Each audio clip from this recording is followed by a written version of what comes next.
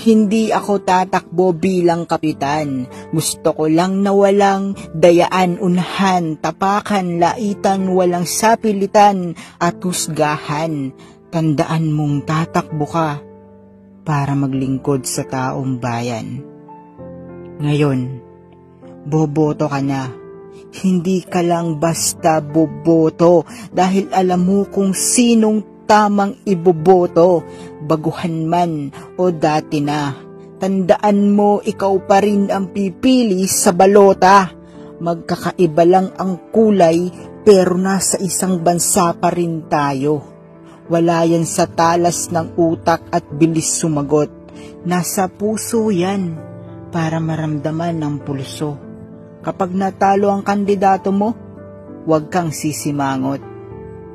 Ang pagboto ay isang karapatan sa pagpili ng nararapat sa posisyong gagampanan. Itinakda ng saligang batas upang ang botohan ay maging patas. Matuto na sana tayong magsuri kung sino ang dapat manalo at manatili. Ang taong may maayos na kaisipan at hangarin, hangad din niya ang taong may magandang mithiin.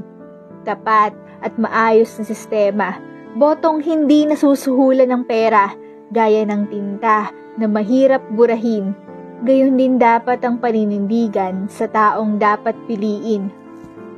Tandaan na ang pagtakbo sa halalan, hindi yan payabangan at padamihan ng ambag sa bayan.